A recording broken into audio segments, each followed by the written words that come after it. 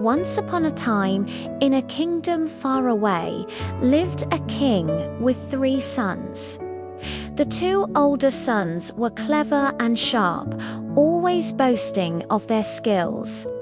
But the youngest son was quiet and thoughtful, so everyone, even his own family, called him Simpleton.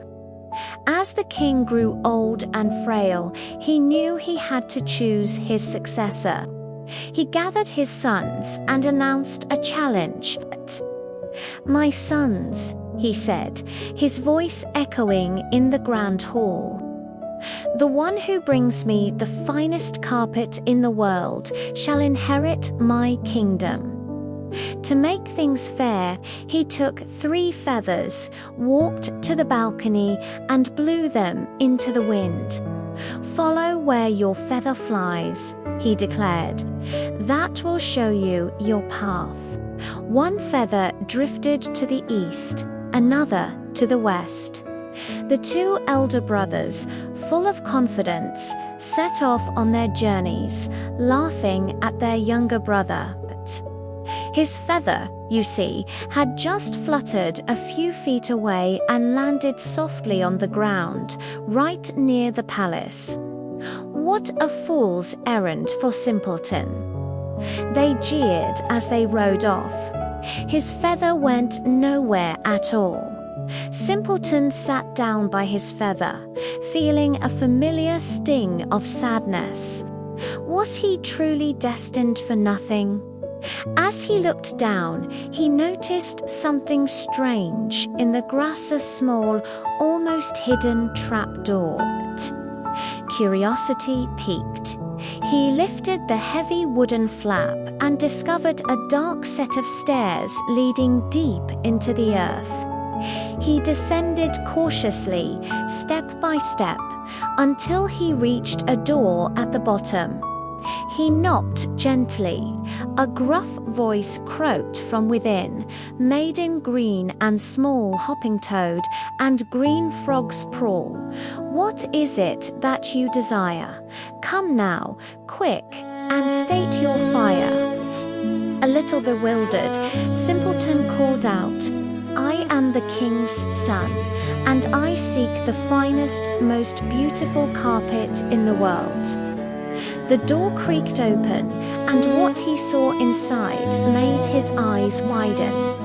There sat a massive fat toad, surrounded by a court of hundreds of smaller toads, all croaking and hopping about. The great toad looked at him and said, "You shall have what you wish." She turned to one of her little toad servants and commanded, "Bring me the great box." A little toad hopped away and returned, struggling to push a large ornate chest. Simpleton knelt and opened it. Inside, nestled on velvet, was a carpet so magnificent it took his breath away. It was woven from the finest silk and purest gold threads, shimmering with a light that seemed brighter than the sun itself. It was more beautiful than anything he had ever imagined. He thanked the Toad Queen profusely, took the carpet, and made his way back to the castle. A short time later, his brothers returned. They marched into the throne room, proudly carrying the carpets they had found. But their carpets, sourced from common shepherds' wives, were coarse and plain. When Simpleton unfurled his, the entire court gasped. The king stared in amazement. It was no contest. However, the elder brothers wouldn't accept defeat. They complained loudly, insisting it was just a fluke. The trial was unfair.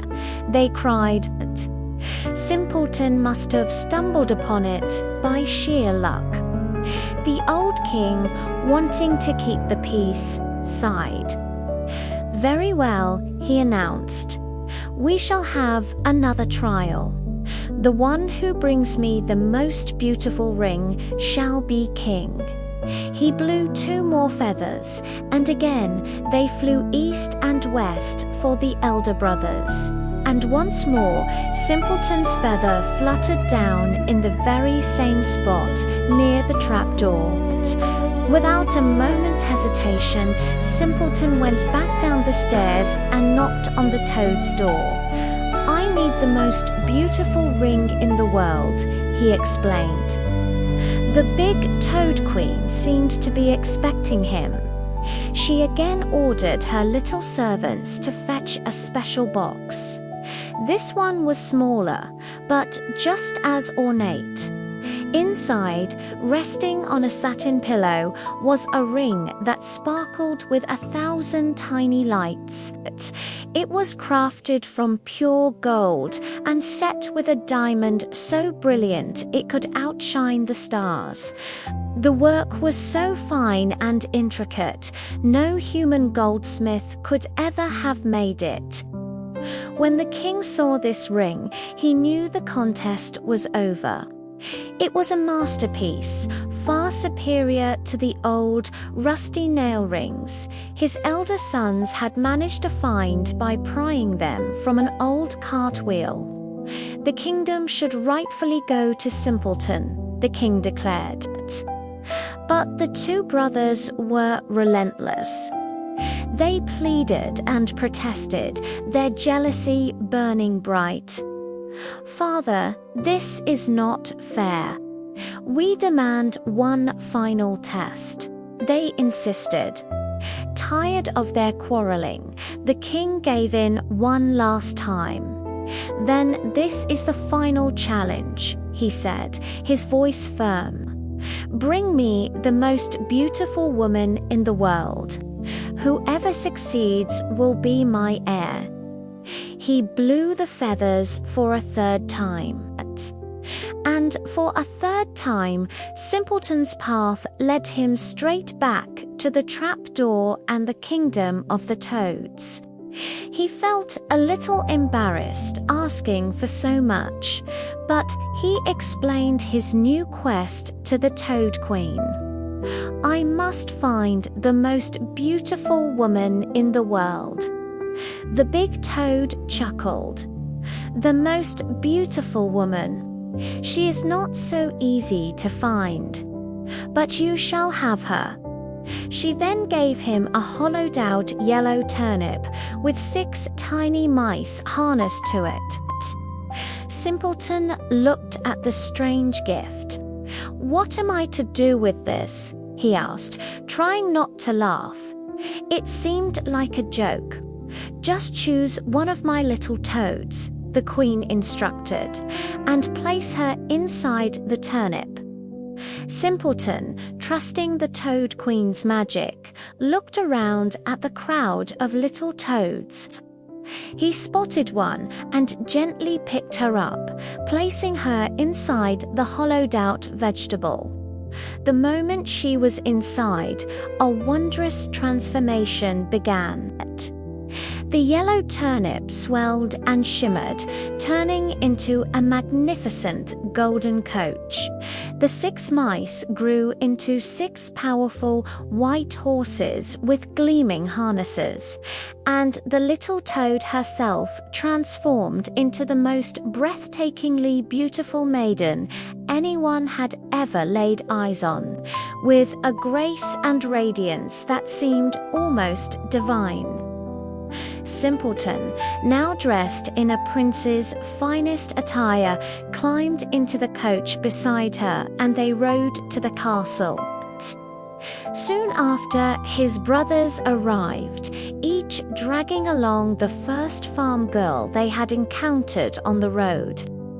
These girls were strong and sturdy, but by no means beautiful.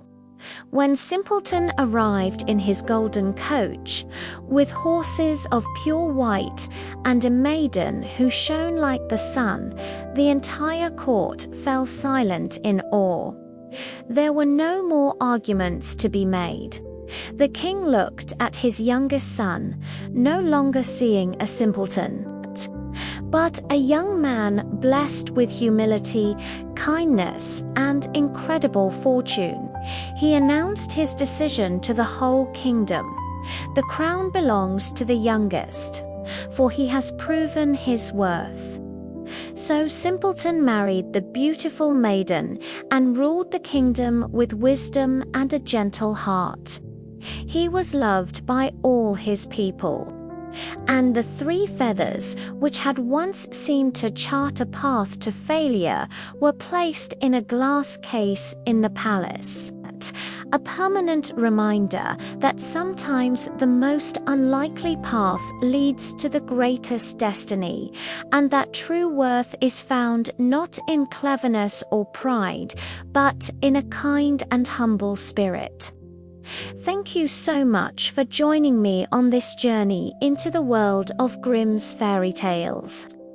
If you enjoyed this story, please give this video a thumbs up and consider subscribing to the channel for more classic tales.